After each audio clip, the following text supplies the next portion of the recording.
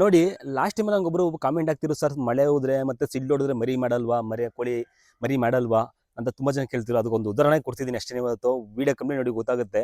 ಹಾಗೇನೆ ನಾವು ಎಷ್ಟೋ ಸಲ ನಾವು ನಾಟಿ ಕೋಳಿನ ಸಾಕೋರು ಕೋಳಿನ ಕಾವು ಕುರಿಸ್ತೀವಿ, ಮೊಟ್ಟೆ ಚೆನ್ನಾಗಿರೋ ಎತ್ತಿಟ್ಟು, ಒಳ್ಳೊಳ್ಳೆ ಮೊಟ್ಟೆ ಇಟ್ಟು, ಮತ್ತೆ ಅದಕ್ಕೆ ಕೆಲವೊಂದು ಕಡೆ ನೋಡಿರ್ಬೋದು ಪದ್ಧತಿ ಇರ್ತದೆ, ಆ ಕಡೆ ಈ ಕಡೆ ದಾಟಿಸ್ಬಿಟ್ಟು ಮತ್ತೆ ಅದಕ್ಕೊಂದು ಮಳೆ ಇಡೋದಲ್ಲ, ಈ ಥರ ಎಲ್ಲ ಇಡ್ತೀವಿ ಮೊಟ್ಟೆನ. ಆದ್ರೂ ಕೂಡ ಕೆಲವೊಂದು ಟೈಮು ಮರಿ ಆಗಲ್ಲ, ಎಲ್ಲ ಮೊಟ್ಟೆ ಒಳ್ಳೆ ಆಯ್ತವೆ.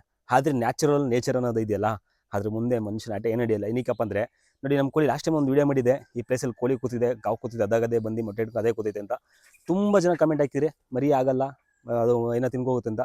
ಅದಕ್ಕೆ ಉದಾಹರಣೆಗೆ ಮರಿ ಆಗಿದೆ, ಒಂದಲ್ಲ ಎರಡಲ್ಲ 8 ಮರಿ ಆಗಿತ್ತು. ಅದರಲ್ಲಿ 2 ಸತ್ತೋಗಿದ್ದು, ಕ್ಲೀನ್ ಮಾಡಿದ್ದೀನಿ. 2-3 ಸತ್ತೋಗಿದ್ದು. ಏನಕ್ಕಪ್ಪ ಜಾಗ ಪ್ಲೇಸಸ್ ಸಾಕಾಗಿಲ್ಲ, ನಮಗೂ ಗೊತ್ತಾಗಿಲ್ಲ ಮರಿ ಮಾಡಿರೋವಂಥದ್ದು. ಬನ್ನಿ ಮರಿ ಎಷ್ಟು ಮಾಡಿ ತೋರಿಸ್ಕೊಡ್ತೀನಿ ಹಂಗೇನೆ. ನೋಡಿ ಹೇಳ್ತಿರಲ್ಲ, ನೋಡಿ ತುಂಬ ಒಂದು 3-4 ದಿವಸದಿಂದ ಸಖತ್ತು ಮಳೆ ನೋಡ್ತಿರ್ಬೋದು. ಭೂಮಿಯೆಲ್ಲ ಹತ್ತಿರ ತ್ಯಾಬ ಆಗಿದೆ ಅಂತಿಲ್ಲ, ನೀರಲ್ಲಿ ಹರಿದಿದೆ, ಸಿಡ್ಲು ಕೂಡ ಹೊಡೆದಿದೆ, ಗುಡುಗು ಕೂಡ ಹೊಡೆದಿದೆ. ಅಂದೇ ಟೈಮಲ್ಲಿ ಕೂಡ ಮರಿ ಆಗಲ್ಲ ಅಂತ ತುಂಬ ಜನ ಕೇಳ್ತೀರಿ. ಅದಕ್ಕೆಲ್ಲ ಪರಿಹಾರ ಇದೆ.